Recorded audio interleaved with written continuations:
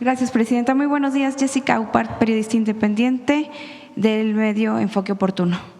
Presidenta, su gobierno precisamente ha reiterado la protección hacia las mujeres y el combate de violencia de género pues son su prioridad. Esto ante el alto índice de feminicidios que se presentan en el país. ¿Qué mensaje envía, presidente, el caso del exdirector de Pemex, Víctor Rodríguez Padilla, quien enfrenta pues un proceso por violencia familiar y ya obtuvo la revocación de la prisión preventiva? Y mi segunda pregunta sería, pues, ¿cómo garantizar que aún tratándose de un exfuncionario de alto nivel no haya privilegios y que el proceso se lleve sin impunidad? Bueno, la propia detención de Víctor pues muestra que independientemente de la amistad, de los cargos, pues tiene que cumplirse con la ley. Y ya en todo caso la Fiscalía de Morelos pues determina bajo qué procedimientos el juez y su pareja o expareja, bajo qué procedimiento tiene que seguir él. Recuerden que en el caso de violencia contra las mujeres, dependiendo de lo que determine la Fiscalía y el juez, puede haber distintas medidas reparatorias, siempre y cuando desde nuestro punto de vista haya medidas cautelares, es decir, que no pueda acercarse a la víctima.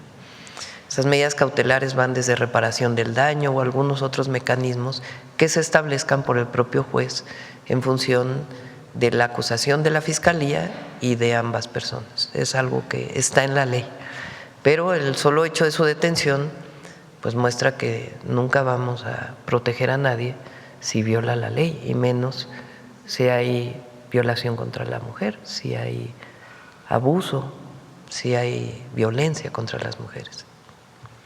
Mencionaba al inicio de esta conferencia que pues no todas las fiscalías están investigando de la misma manera. Actualmente la tipificación y persecución del delito de feminicidios no están pues homologadas en todas las entidades del país. ¿Cuántos estados aún tienen pendientes adecuaciones para armonizar precisamente su legislación con el marco nacional? Y si pudiera mencionarme qué avances existen para impulsar pues esa homologación, presidenta. No sé si tengan el dato. Bien.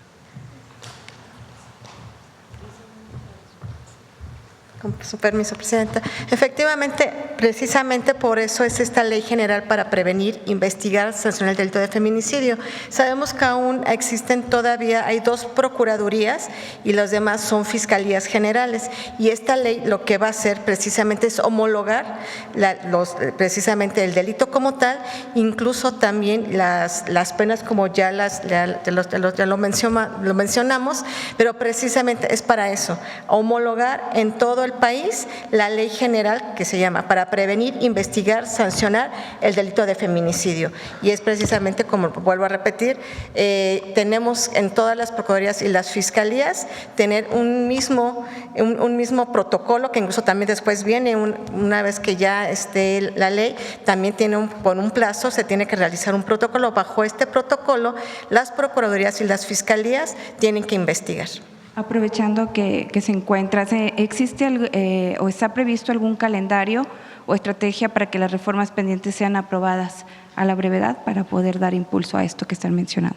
Tenemos un plazo, ¿verdad?, para que se pueda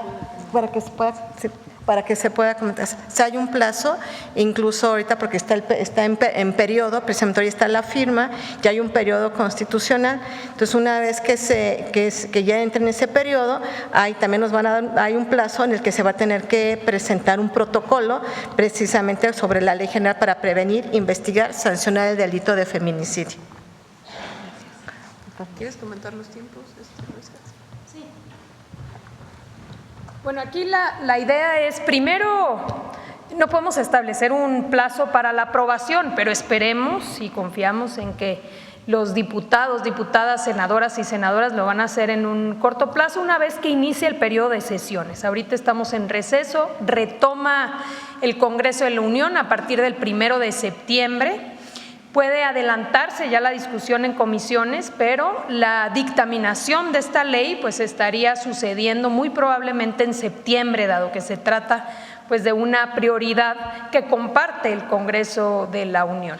Y tratándose de una ley general, pues entonces ya va a ser aplicable. Precisamente la pregunta está vinculada en la motivación de esta ley. Es decir, como hoy existe en todas las entidades federativas regulado de manera distinta, tipificado distinto, con penas distintas, motivaciones distintas, precisamente se mandató primero en mayo a la Constitución para tener una ley general. ¿Qué implica esta ley general? Aplica para todas las entidades federativas. Es decir, hoy, como lo establece la ley general, ya será aplicable en todas las entidades federativas. Por eso debimos haber obtenido primero la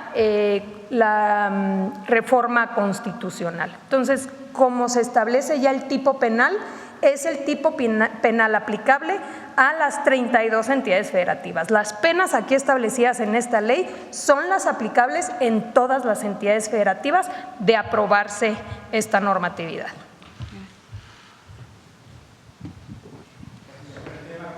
Listo. A ver, Vilchis, ¿qué nos visitas hoy?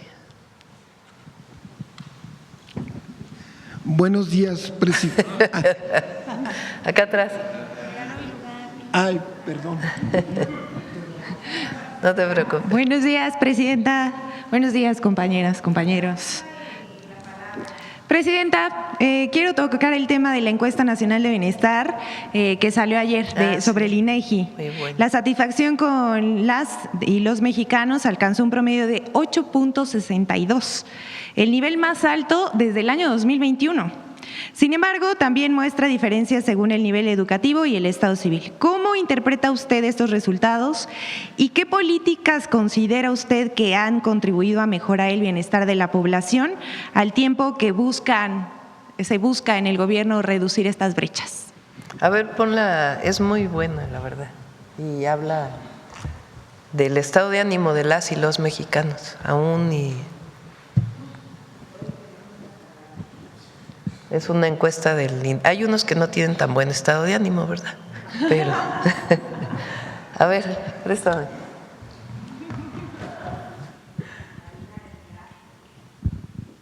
Bueno, a ver. El INEGI hace una encuesta que se llama Encuesta Nacional de Bienestar Autorreportada. O sea, ¿cómo te sientes tú a la hora de que te preguntan tu bienestar?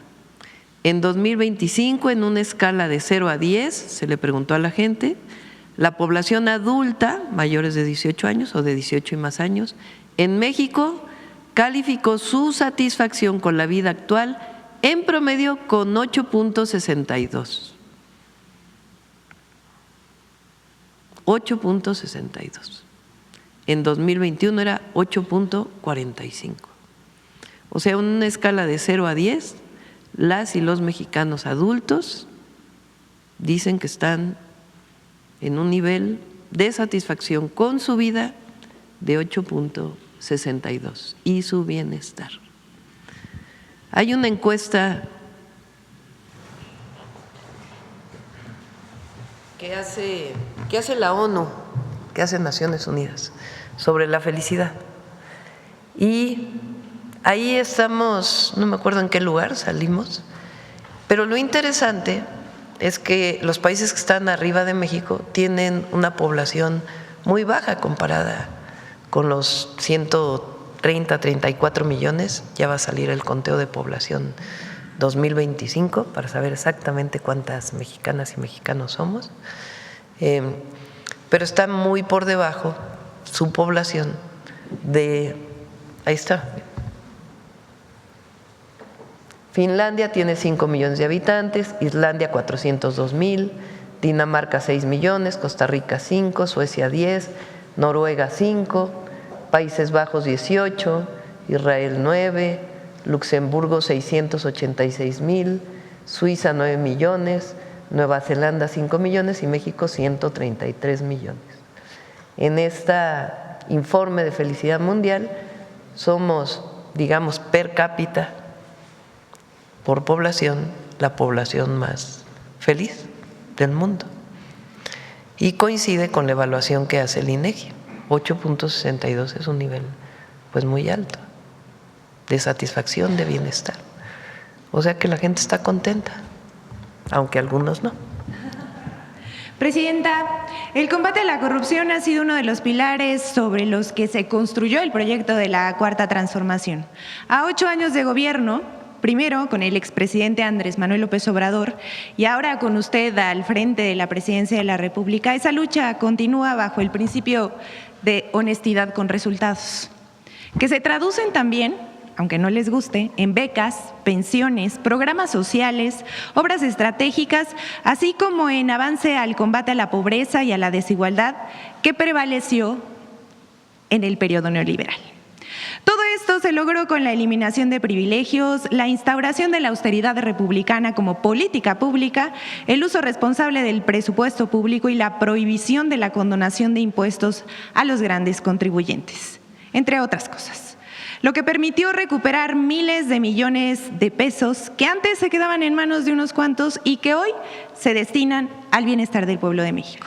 Sin embargo, son precisamente ellos, los del PRIAN, quienes a partir de algunos casos buscan instalar la percepción de que todos son iguales, una narrativa que además es amplificada diariamente por ciertos medios de comunicación, comentócratas, y en redes sociales. Además, también espacios de opinión afines a la oposición, hay que decirlo.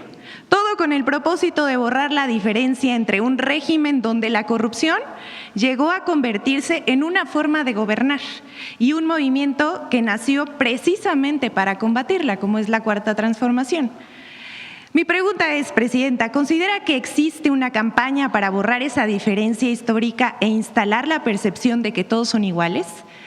¿Y usted qué le respondería a quienes buscan desacreditar una de las principales causas de la Cuarta Transformación, cuando precisamente el combate a la corrupción, la austeridad republicana, la eliminación de privilegios y el fin de la condonación de impuestos a los grandes contribuyentes ha permitido transformar recursos que antes solo beneficiaban a unos cuantos en pensiones y ahora se benefician con becas, bienestar, infraestructura, y esto es a millones de mexicanos y mexicanas y no se queda en las manos de unos cuantos?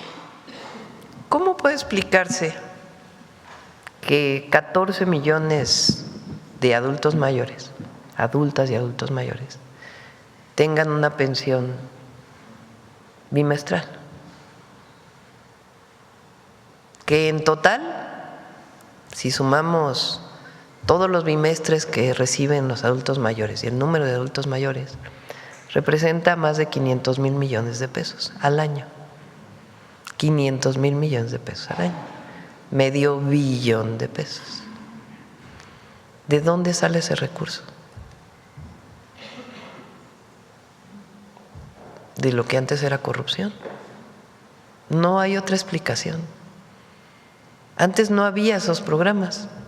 No había la pensión adulto mayor. Lo que había era un esquema muy corrupto de compra del voto. Se utilizaban los programas del gobierno para dárselos a quien coincidía con una posición política, con un partido político.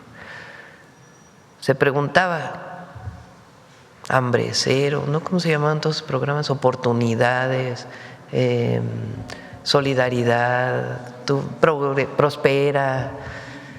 Entonces era, ¿a qué partido perteneces? Ah, pues a uno distinto del PRI. Ah, pues no te toca. A la hora de la elección, ¿por quién vas a votar? Ah, bueno, pues otro partido político. Ah, no te toca. ¿Quieres el apoyo?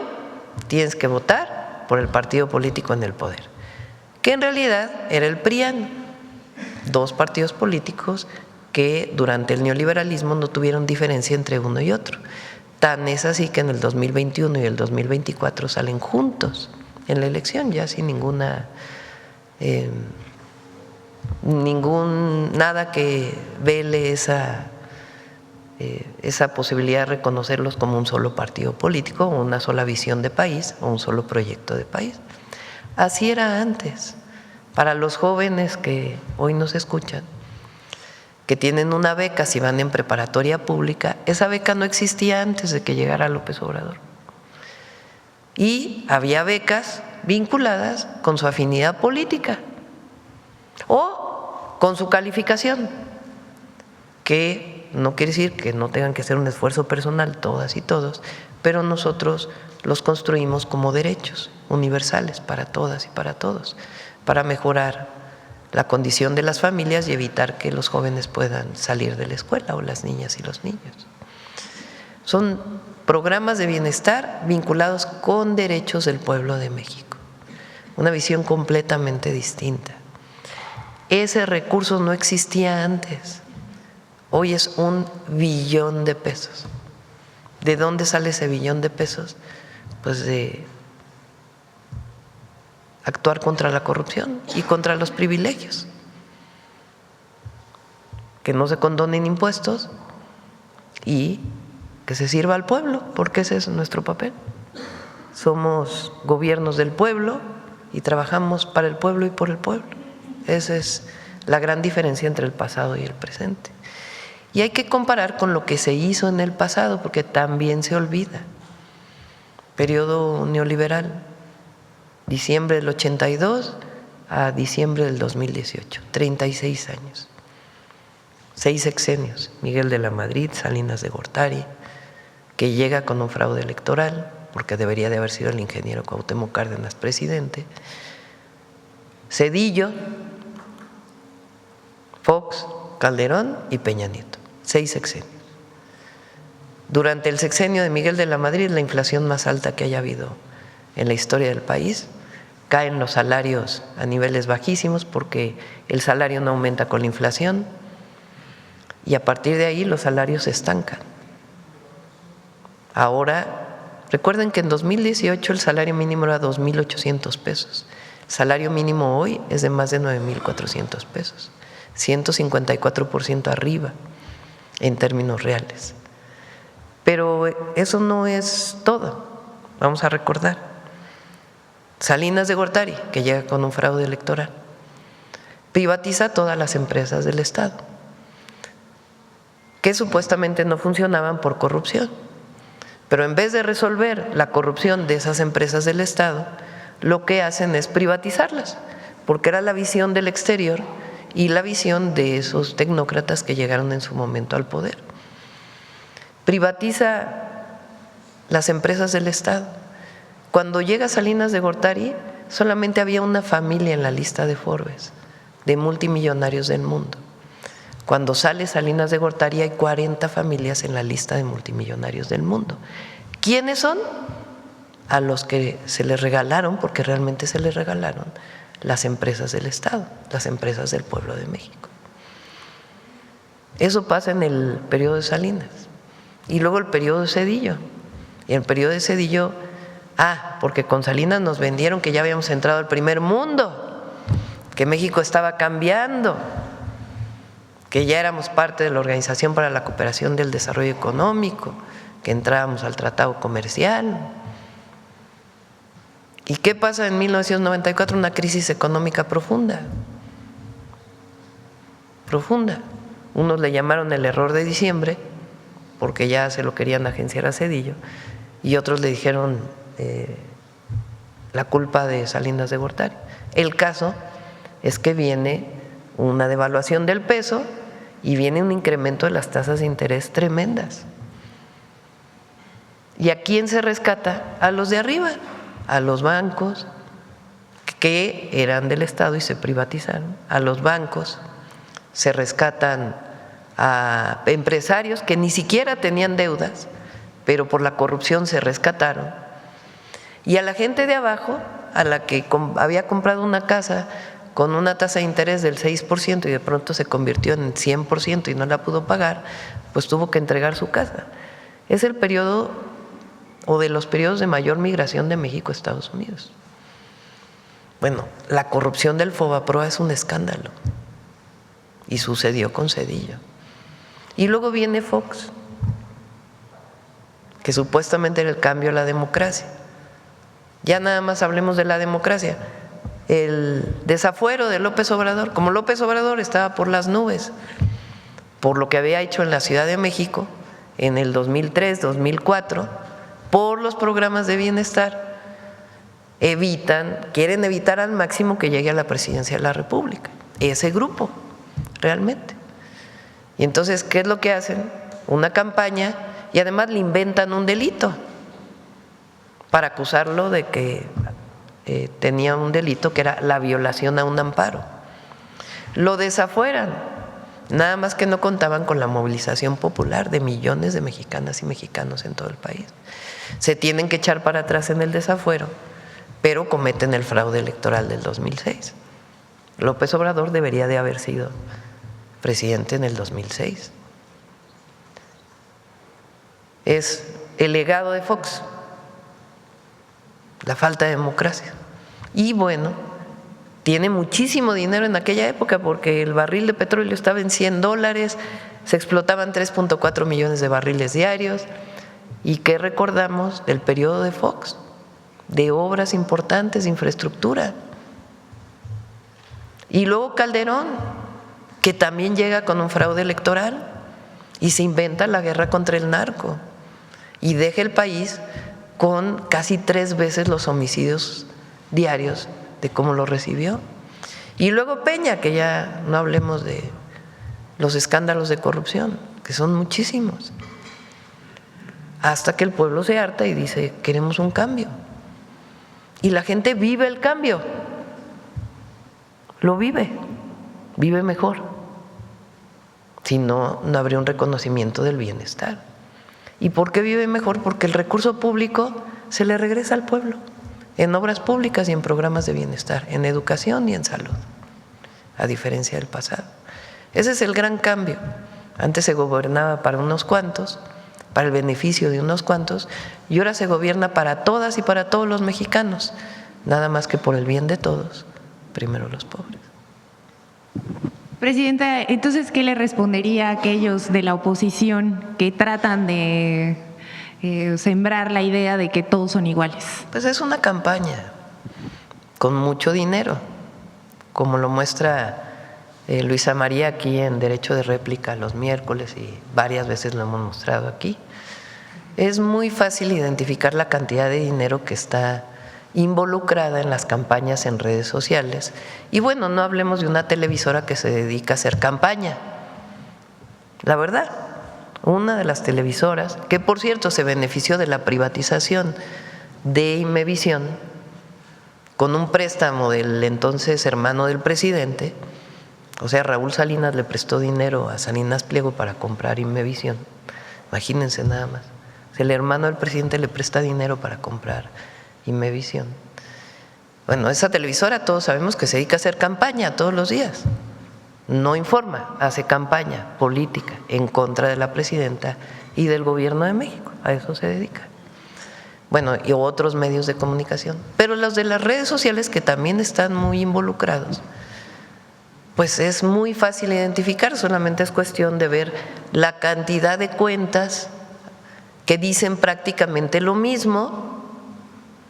Y nada más se mete uno a la cuenta y resulta que tiene 200 seguidores, 300 seguidores, 400 seguidores, y que nació hace poco o que nació hace mucho, pero siempre dice exactamente lo mismo y no tiene identidad. No es una persona con identidad, sino son nombres que solo facilitan las redes sociales. Eso cuesta millones y millones de pesos. ¿Qué tenemos que hacer nosotros? Informar, informar, informar, informar. Derecho a decir la verdad y a replicar, pero eso no quiere decir que la gente no esté atenta, más ahora con la inteligencia artificial y los algoritmos asociados al scrolling infinito, que influyen muchísimo. Pero el pueblo no es tan tonto, o no es tonto. El pueblo no es tonto y sabe que cuando le llega una pensión cada bimestre, pues es muy diferente al pasado. Presidenta, por último, quiero preguntarle, a lo mejor le robo una nota a la consejera ya, Miguel, pero mire, fíjese, antes del Mundial vimos una campaña de la oposición y de algunos medios que anticipaba un escenario de caos. Nos las vendieron, se hablaba de inseguridad, mala organización, problemas de movilidad y de que México no estaba preparado para recibir un evento de tal magnitud. Sin embargo, el torneo se desarrolló con estadios llenos, millones de personas participando en actividades públicas, visitantes de distintas partes del mundo y una imagen de hospitalidad, cultura y capacidad organizativa que fue reconocida dentro y fuera del país. Ahora que ese escenario de desastre, pues ya vimos que no ocurrió, pareciera que la narrativa cambió. Algunos comentaristas ya hablan de un supuesto fracaso económico a partir de cifras preliminares. Y voy a decir nombres. Esta fake news la empezó Azucena Oresti y Pepe Yuste. Bueno, estos dos señores, a partir de cifras preliminares, datos parciales de la Ciudad de México y estimaciones que todavía no concluyen en las 3 sedes, todas las vías de ingreso, las plataformas de hospedaje ni el informe final de la Secretaría de Turismo, pero se aventuraron a dar la noticia falsa. ¿Usted considera que existe una campaña para desacreditar el trabajo que se realizó durante el Mundial?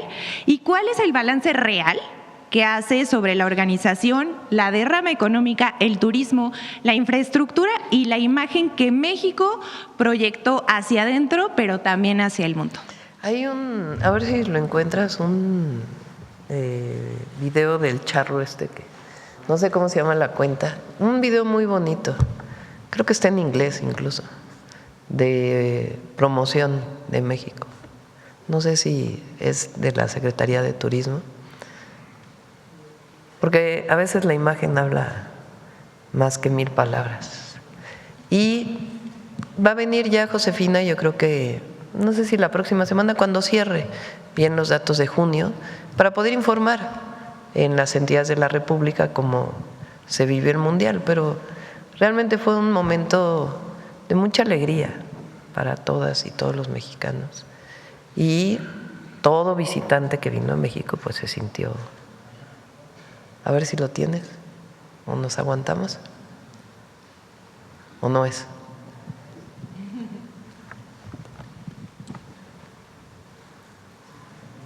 ¿Está en inglés? A ver si está traducido, no sé. Es otro, pero bueno, a ver, ponlo. Ponle. Greater, a country united, A ver si a luego lo people traducen celebrating para. with heart, a culture that welcomed the world with warmth, joy, and kindness. That is the real Mexico. We leave this tournament with our heads held high, with pride. Pride in our team, pride in our people, and with the certainty that the extraordinary things is yet to come. No está traducido. So don't feel sorry for us. Instead, start planning your journey. Come experience the cultural greatness of Mexico for yourself and discover why millions of travelers fall in love with our people. Mexico always will be waiting for you with open heart. Traveling to Mexico is amazing.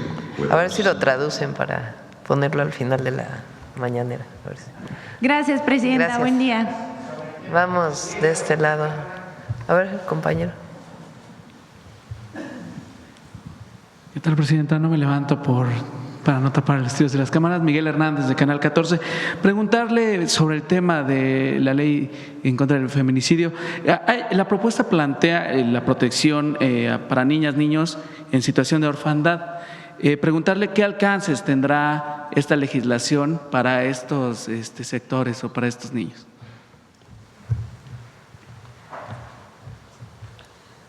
Muchas gracias por la pregunta. Siempre nos da la posibilidad de explicar qué estamos pensando en el trabajo de niñas, niños. Es un trabajo articulado. Primero, la creación de un protocolo de atención para esos primeros minutos después del lamentable hecho, que tengan protección, que tengan seguridad, que tengan acompañamiento psicoemocional. Muchas veces son testigos o testigas de estos terribles acontecimientos. Segundo, que no pasen desapercibidos porque llegan a los ministerios públicos y a veces se consignan en las carpetas de investigación, otras veces no. Muchas veces se les dan cuidados y atenciones a las familias del feminicida, ¿no? A los niños y las niñas que están en esta situación, y también su certeza jurídica queda en el limbo. Por eso es importante un registro nacional que articule además las políticas públicas de atención, de seguridad, de certeza jurídica, y que puedan estar en donde puedan desarrollarse de la mejor manera. Es un trabajo conjunto que la ley también prevé que sea liderado por el Sistema Nacional DIF y también las fiscalías, en este caso la Fiscalía General. Muchas gracias. Presidenta, también preguntarle, esta mañana el Consejo Europeo avaló el Acuerdo Provisional de Comercio. Preguntarle cómo se toma esta noticia y qué beneficios traerá para México pues este acuerdo. Es una buena noticia. Recuerden que hace poco estuvo aquí la presidenta de la Comisión Europea y firmamos el acuerdo. Faltaba todavía que pasara por el Congreso Europeo y ya está aprobado prácticamente, y lo que significa es la posibilidad de México de exportar más hacia Europa, porque se disminuyen tarifas, aranceles de exportación. Entonces, muchos productos agropecuarios y de otro tipo pueden ser exportados a Europa, y al mismo tiempo también abre la posibilidad de inversiones, incluso de financiamiento para esas inversiones por parte de Europa. Perfecto. O del Banco Europeo. Gracias. Perfecto. Por último, el día de hoy se recibe la visita del presidente de Panamá. Preguntarle sí. ¿Cuáles son los principales temas que abordarán en esta reunión? Hay varios temas que estamos interesados ambos de tratar, desde temas económicos, culturales, y también un asunto que ellos están solicitando a todos los países del mundo de neutralidad del canal, que nosotros estamos totalmente de acuerdo. Pero son algunos de los temas que vamos a platicar este día. Terminando la mañanera viene. Muchas gracias, presidente. Gracias. Vamos de este lado. A ver, la compañera.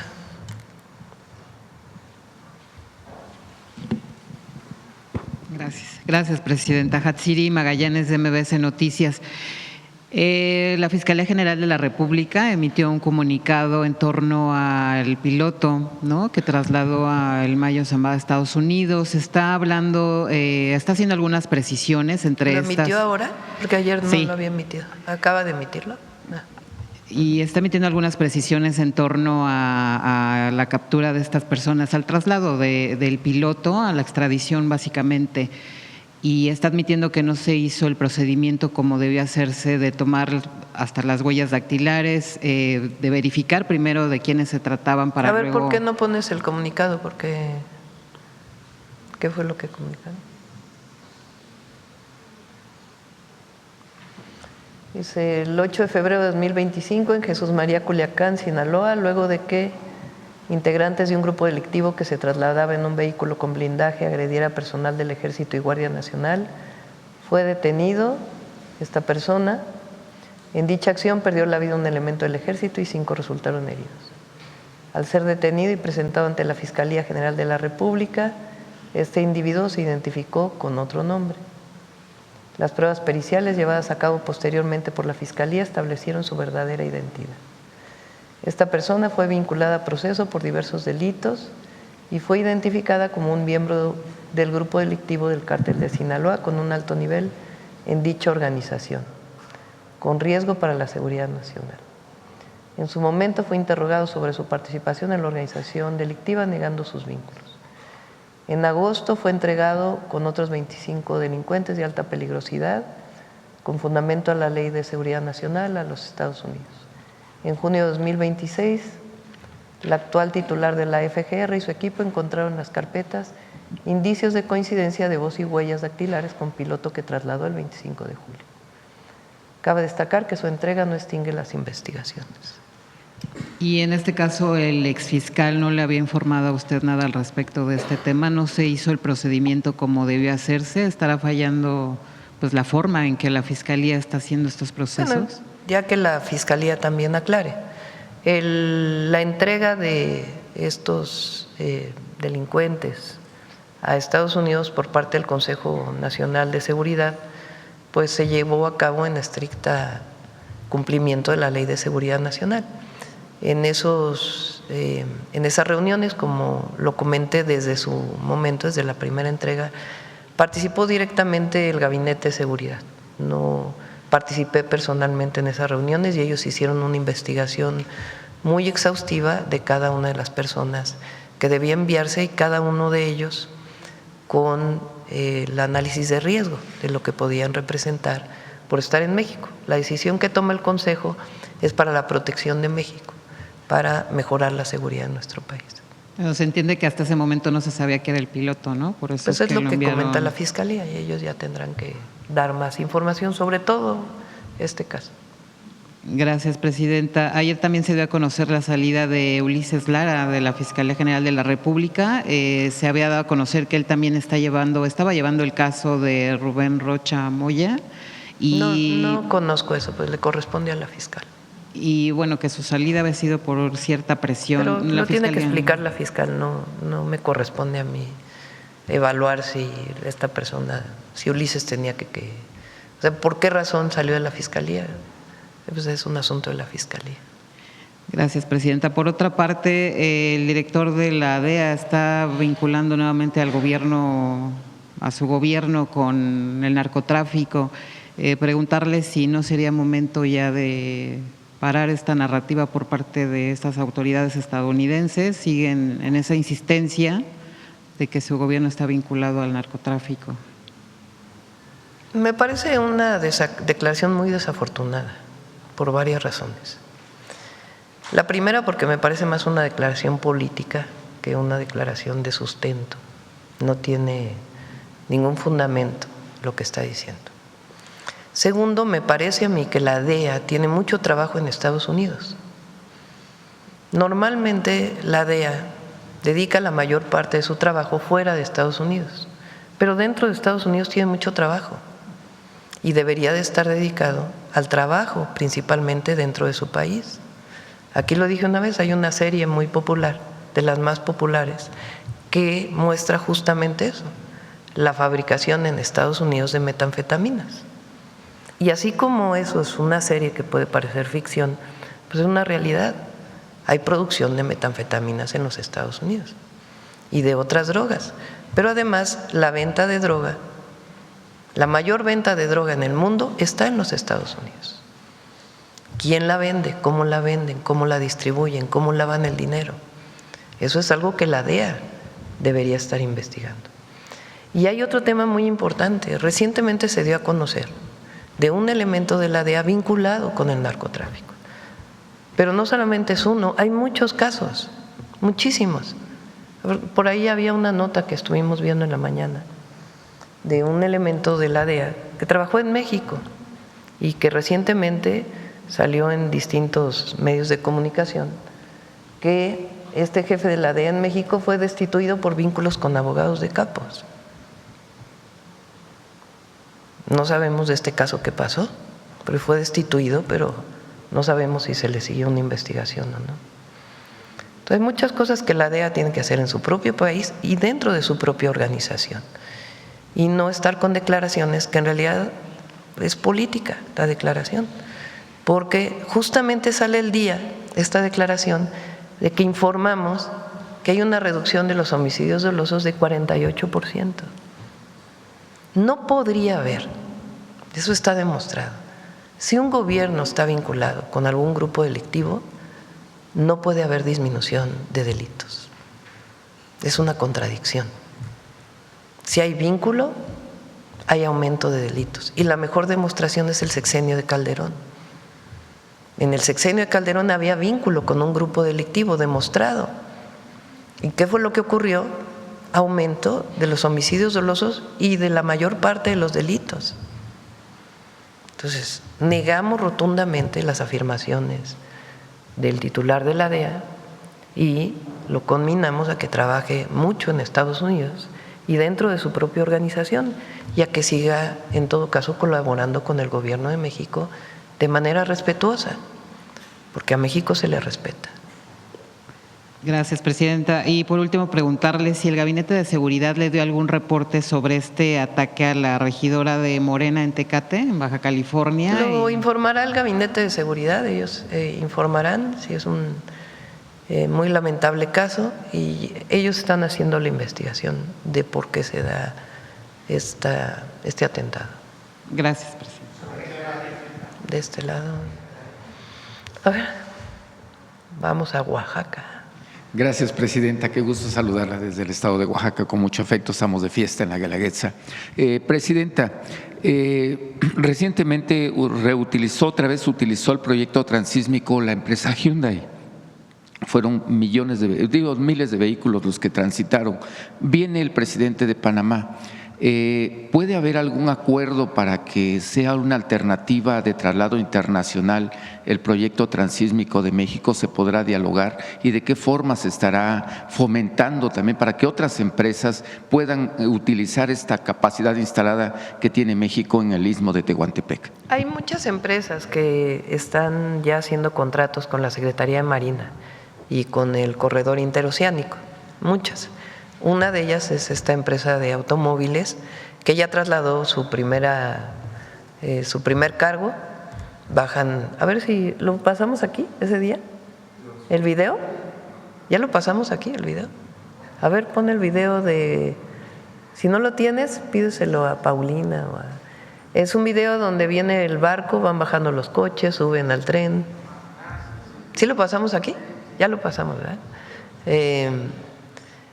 Entonces, es muy bueno porque en realidad son vehículos que pasan por el interoceánico, entran en Salina Cruz, salen en Coatzacoalcos y lo utilizan para exportar esos vehículos directamente de un país asiático hacia el este de los Estados Unidos.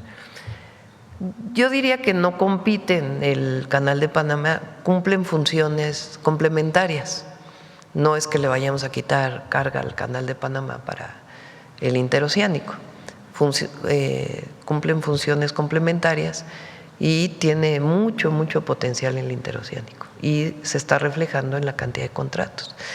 Porque se hizo el puerto, pero todavía se sigue trabajando para tener grúas de mucho mayor capacidad que permitan pues trasladar todavía más mercancía.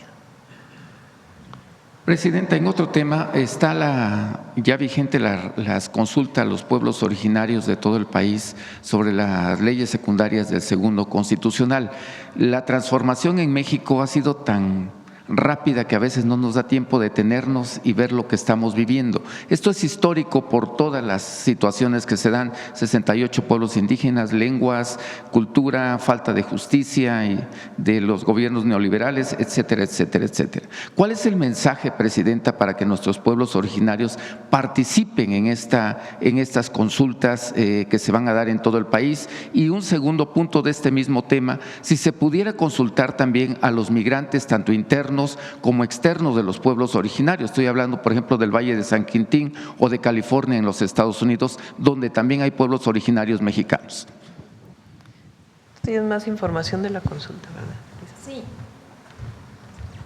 Bueno, como comentamos en su momento, estamos ahorita en el periodo primero, antes de consultar, todavía no iniciamos las consultas, esas se iniciarán a partir del 7 de agosto, pero ahorita estamos en el proceso informativo. Antes de preguntar si están de acuerdo, cuáles son las propuestas y recogerlas de todas las comunidades, pues primero hay que informar cuál es el proyecto de ley que se trabajó. Entonces, hay un grupo importante, por supuesto Adelfo Regino, que están haciendo un trabajo para poder llegar a todas las comunidades e informar a través de estos librillos que aquí en su momento mostramos en qué consiste esta ley, qué derechos reconoce. Y a partir del 6 de agosto vamos a iniciar con la consulta. De acuerdo a los usos y costumbres de cada comunidad, se va a someter a consulta y también a recoger propuestas, precisamente de eso se trata.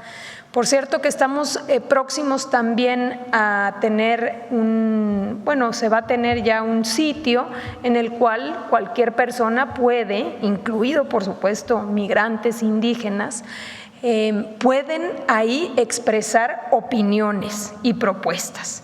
Entonces, en este caso, cualquier persona que así lo desee puede nutrir esta iniciativa.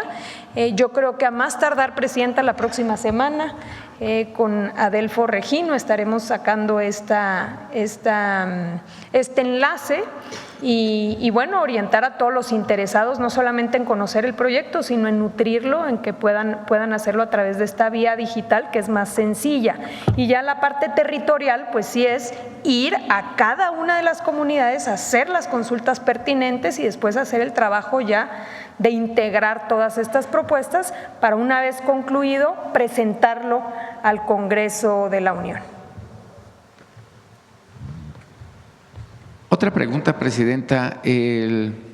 Ahorita que estamos de fiesta en Oaxaca y que el presidente Andrés Manuel nos llamaba la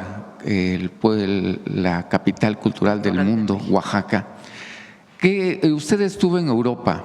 A los europeos les interesa mucho nuestra cultura. De hecho, la mayor parte de visitantes, de turistas que tenemos en Oaxaca son europeos.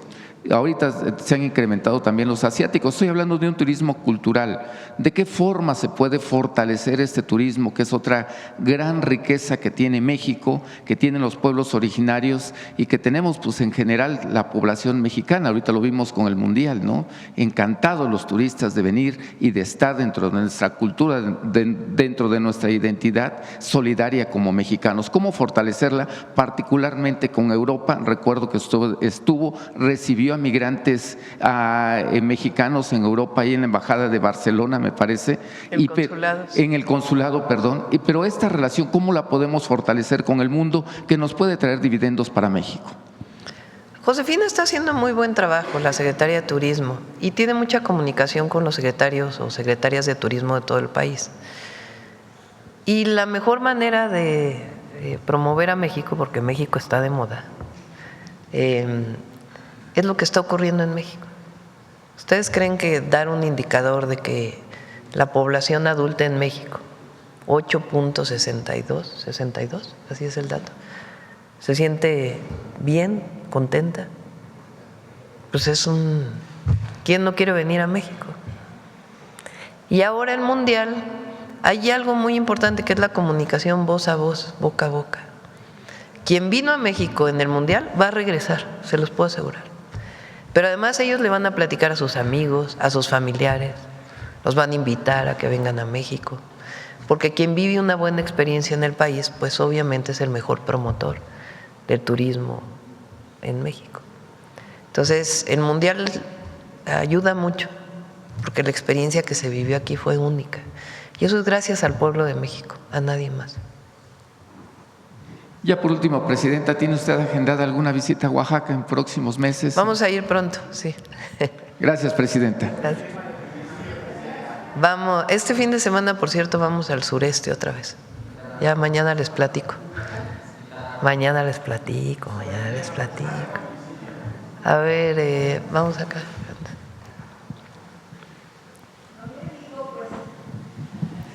Presidenta, Tere Mora, corresponsal del Canal de las Noticias que te transmite en Ciudad Juárez, Chihuahua, Tijuana y Mexicali. Presidenta, yo quisiera preguntarle de qué manera se mejorarán las investigaciones, la capacitación de policías y fiscales si no disminuye la impunidad. El problema del feminicidio puede persistir. Esta ley va a ayudar mucho. Ahí está, pasa la gráfica de feminicidios, la que me pasaste hace un momentito. Promedio diario de víctimas de feminicidios por año. Ha disminuido, pero obviamente nosotros queremos que no haya un solo feminicidio en el país. Entonces, hay una disminución del 2021 a la fecha y tiene que ver con muchos temas. Uno, muchas fiscalías que actúan para acabar con la impunidad en el caso de feminicidio, pero tiene que ver también con una cultura que se va promoviendo de igualdad. Si se promueve una cultura de discriminación, de machismo, pues hay cada vez más discriminación contra las mujeres que se puede llegar a traducir en el peor de los delitos, que es el feminicidio contra una mujer. Entonces, todo lo que ha ocurrido, el que haya una mujer presidenta ayuda, y también el movimiento de las mujeres, que hay un movimiento de mujeres jóvenes, de reivindicación de las mujeres y en contra de la violencia. Todo ayuda en la sociedad a disminuir la violencia contra las mujeres. Y ahora esta ley va a ayudar más, porque va a ser el mismo esquema de investigación y de sanción que haya en todo el país. Y eso es muy, muy importante. La homologación. Sí. Presidenta, por otra parte, la sección 9 de la Coordinadora Nacional de Trabajadores de la Educación anunció movilizaciones mañana en el Centro Histórico de la Ciudad de México. ¿Cuál sería su mensaje? Ya hablé yo de eso. Ya. ¿Siguen abiertas las mesas? ¿En Gobernación las pláticas? Ya hablé de eso. Ya. Hoy no. Ahora, el Servicio de Inmigración y Control de Aduanas de Estados Unidos suspendió ayer los controles de autos relacionados con la aplicación de la ley de inmigración. Esto luego de que agentes mataran a 2 hombres en incidentes distintos tras realizar controles en Texas y Maine, el primero de origen mexicano y el segundo colombiano. ¿Qué le parece esto?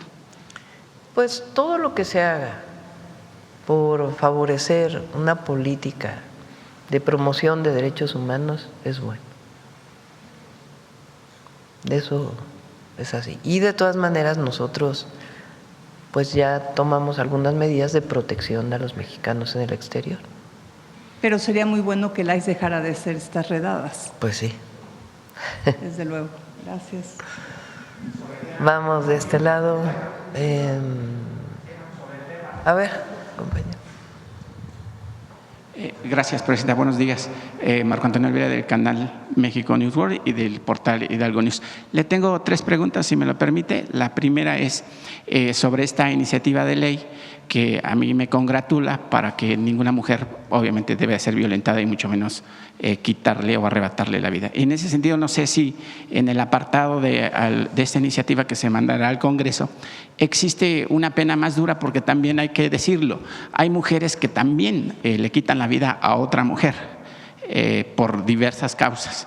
En ese sentido, yo no sé si en algún apartado la consejera jurídica lo integró. También lo puede cometer una mujer, son delitos de odio, pero en el 99.9% de los casos no son mujeres. Y con respecto a la siguiente pregunta, Presidenta, ayer los integrantes del PAN primero se escandalizaron porque su gobierno, ellos acusan que su gobierno… Se homologan las penas, ¿verdad?, en la ley. ¿Quieres comentarlo, Luisa? A ver si me ponen la lámina, perdón, ya me ando aquí cayendo. Se homologa el tipo penal. Okay. ¿Qué quiere decir? O sea, ya no se puede regular como cada entidad federativa considere, a partir de la ley general y una vez aprobadas en 180 días, ya cada entidad federativa, todos van a tener que establecer lo mismo. Comete el delito de feminicidio la persona que prive de la vida a una mujer por razones de género, y las 10 razones de género, todos. Y también la pena para todas las entidades federativas, pena de 50 a 70 años de prisión. Adicional a ello, 19 agravantes. Entonces, esta es una pena, pero hay una pena adicional tratándose de algunas circunstancias. Por ejemplo, si la víctima es una niña, es adolescente o es adulta mayor, si está embarazada o es una persona con discapacidad. Entonces, esto es para todas las entidades federativas. Es importante entender esto porque ese es el objetivo de una ley general. Acabar con la discrecionalidad, digamos, en términos de que cada Congreso considere distintas penas, distintas motivaciones, distintas razones de género. Entonces, precisamente para poder atacar la impunidad y que se pueda llevar un registro y se pueda establecer que es un delito de feminicidio, todas las entidades tendrán que regularla de la misma manera. ¿Cómo? como hoy establece la ley. Entonces, en efecto, no solamente cómo se tipifica, sino las penas serán homologadas en todas las entidades federativas del país. Consejera, ya que está ahí en el uso de la palabra, quisiera preguntarle, hace un momento la presidenta dijo que a veces esos juicios o acusaciones se caen porque las carpetas de investigación no están bien documentadas y obviamente el juez o el Ministerio Público pues deja libre al presunto o al homicida de la señora o señorita en turno, digamos. ¿Qué sucederá con los ministerios públicos o los jueces que al final del día, entre comillas, podría decirlo porque yo no soy jurista, terminan siendo cómplices de liberar a un homicida y que pues prácticamente sí estaba obviamente responsable de quitarle la vida a la mujer que está en esa discusión? Bueno, una de las cosas relevantes de la ley es precisamente la regulación que tiene que ver con las fiscalías, la actuación de las fiscalías. Ante un delito como estos, ¿cuáles son los protocolos de actuación? Perspectiva de género, incluso aquí mismo en la presentación, pero en la siguiente lámina se establece con mayor claridad, ¿no? La anterior, que tiene que ver precisamente con ¿cuál era una de las problemáticas? Fíjate, deficiencia en el proceso de investigación. No solamente la incorrecta clasificación, sino falta de análisis del contexto de violencia. Ante estos delitos te tienes que preguntar qué sucedía anteriormente, cuál era el contexto de violencia en el que la persona vivía. Entonces, es como ponerte anteojos con ciertos protocolos en donde cualquier fiscalía de cualquier entidad federativa tiene que seguir estos protocolos para integrar una carpeta robusta y poderla judicializar. Ya otra cosa sería en caso de detectar que algún juzgador, teniendo todos los elementos, actuara de manera incorrecta. En ese sentido, recordemos que producto de la reforma judicial, pues hoy tenemos una nueva institución, el Tribunal de Disciplina, de detectar que un juzgador, teniendo todos los elementos, aún así decidiese tomar una decisión producto, digamos, de alguna visión de discriminación o contraria a la ley, pues claro que puede ser disciplinado y hasta destituido y en su caso hasta procesado de entender que hubiese alguna complicidad. ¿Perdón? Sí, exacto. Es un caso importante, ¿no? Que ahí recordemos aquel caso pues, que tenía que ver con complicidades de esconder un delito de esta magnitud. Correcto. Gracias, consejera. Gracias. Presidente, en el siguiente tema, la ultraderecha y la derecha encabezada por el PAN han pugnado más para que su gobierno entregue al exgobernador con licencia Rocha Moya por supuestos nexos con delincuencia organizada y demás, cosa que no se ha demostrado y Estados Unidos pues obviamente tampoco ha mandado pruebas, ¿no? En ese sentido, ayer el exgobernador Cabeza de Vaca apareció en un programa de radio en el estado de Querétaro, pues obviamente apoyando y defendiendo el gobierno de Querétaro para que obviamente pues alcen en las encuestas. Ahora sí que deben de decir, no me ayudes, compadre. Alcen en las encuestas cuando pues obviamente Morena pues lleva la delantera para recuperar o gobernar en el siguiente. Recuerden que este caso, el exgobernador de Tamaulipas, él tiene doble nacionalidad. Es ciudadano mexicano y ciudadano estadounidense, vive en Estados Unidos. México ha pedido su extradición, dado que recientemente la Corte resolvió que no era procedente un amparo que él había promovido, exactamente, y se está pidiendo su extradición y no ha habido esa respuesta por parte del gobierno de Estados Unidos. ¿Y la Fiscalía sigue el proceso, presidente? Sigue el proceso, es decir, ya no procede el amparo. Entonces, si estuviera en México, pues ya procedería la orden de aprehensión que fue solicitada en su momento al juez, pero vive en Estados Unidos. Entonces, por eso digo, no me ayudes, compadre, en el caso de quien se quiera promover para alguna candidatura, ¿no? Porque es un hombre que está buscado por la ley. Sí, entonces, para su gobierno, cabeza de vaca es un prófugo de la justicia. Bueno, de acuerdo con la justicia, no solamente para nuestro gobierno. Es un prófugo de la justicia porque así está, es un hecho. Correcto, presidenta. Y el último tema, si me lo pregunta, estoy un tanto consternado, pero a la vez quisiera hacerle un planteamiento. El fin de semana, un medio hermano por parte de mi padre tuvo un colapso cardíaco. Yo solicité el apoyo de la gente del IMSS, de la comunicación social, después me comunicaron con la gente de IMSS Bienestar, y nosotros en ese traslados de un hospital a otro y a otro, terminamos en el Hospital Nacional de Cardiología.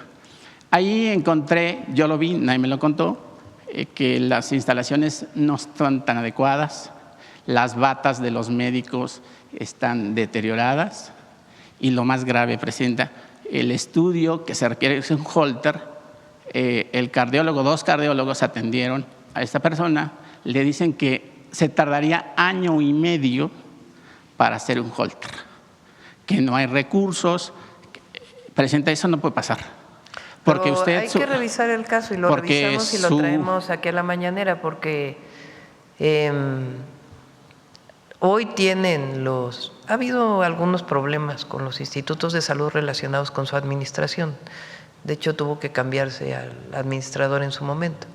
Revisamos si es un asunto de falta de recursos reales, que la información que nosotros tenemos y que la vemos todos los lunes no es así, o de la propia administración de los institutos de salud. Sí, lo digo, presidenta, no con el afán de molestar, sino simplemente porque pues, ustedes todos los martes de salud se explica que hay recursos para los hospitales, se está, pues, digamos, quitando toda la corrupción que se vivía en las administraciones pasadas y se están poniendo bien los hospitales. El de Joco, debo decirlo, está en perfectas condiciones, hay todo adecuado, está limpio, la gente trabaja. Sin embargo, también en urgencias tardamos 3 horas para que atendieran una emergencia cardíaca.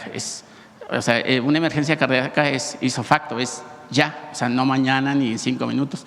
Entonces, pues, canalizar eso. Con todo gusto tomamos este caso como un ejemplo y que lo informe el Gabinete de Salud y lo informamos aquí en la mañanera. Gracias, presidenta. Buenos días. Sí. Bueno, yo creo que ya nos vamos, ¿no? Ah, sí, que la conocimos hace poco. Nuestro pésame a su familia. Una mujer, un símbolo de México, del cine de oro nacional. Y una mujer alegre. La conocí hace poco, repito, ahí en Morelos. A ver si tienes la foto ahí en mis redes. Me la presentó Margarita, la gobernadora de Morelos, y con una voz todavía de esas voces profundas, muy hermosa, un símbolo para México. Nuestro pésame y reconocimiento. Bueno, vamos con el detector de mentiras. Con su permiso, presidenta, buenos días a todas y todos. Frente al éxito del programa Vivienda para el Bienestar, algunos medios de comunicación responden con mentiras. Frente al humanismo mexicano, columnistas lanzan calumnias e invenciones intentando socavar la soberanía nacional. La Unión Europea, Reino Unido y Australia, entre otros países, han comenzado a regular el uso de redes sociales en niños y adolescentes, considerando el daño que éstas causan a sus procesos cognitivos. Al mismo tiempo, el Papa León XIV ha advertido que la inteligencia artificial, como otras tecnologías, dan a quienes tienen el conocimiento y sobre todo el poder económico para explotarlo, un dominio impresionante sobre el conjunto de la humanidad y del mundo entero. Aquí, en México, frente a las mismas preocupaciones, medios y comentócratas inventan censura.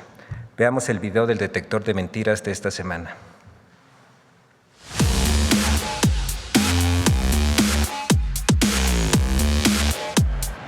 Mentiras sobre las viviendas del bienestar falsas reuniones de la presidenta y la reiteración de la mentira de la censura en redes sociales son algunas de las noticias falsas que el detector de mentiras localizó esta semana. 1. Espacios de Latinus, ADN Noticias, TV Azteca e Infobae aseguraron que las viviendas del bienestar recién inauguradas en Veracruz fueron destrozadas por las recientes lluvias. ¡Mentira! Viviendas entregadas en enero de 2026 no sufrieron afectaciones por las lluvias.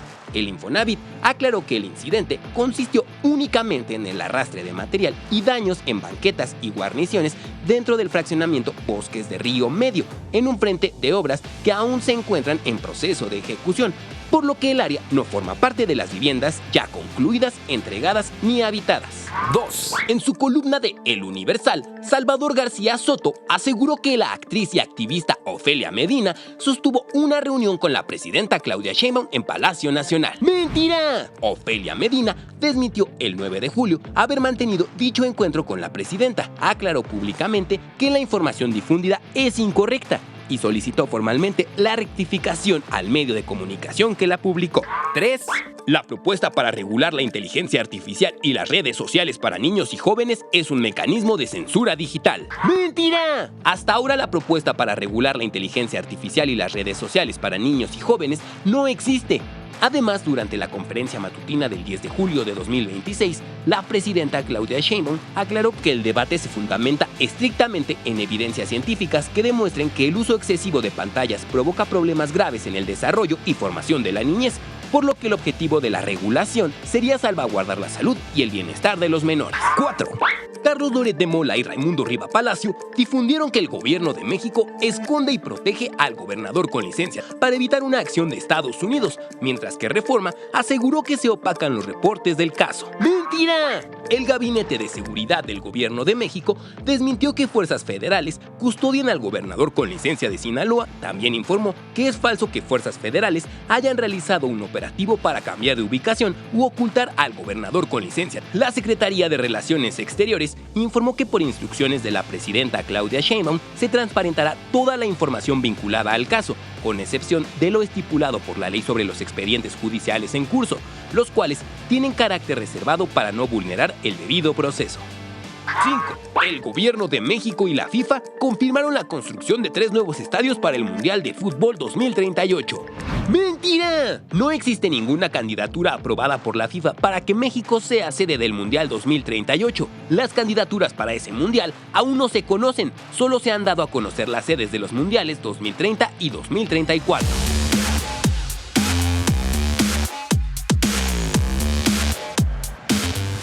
Gracias, presidenta.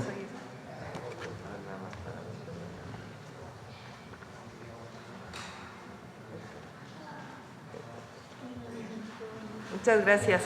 Buen día.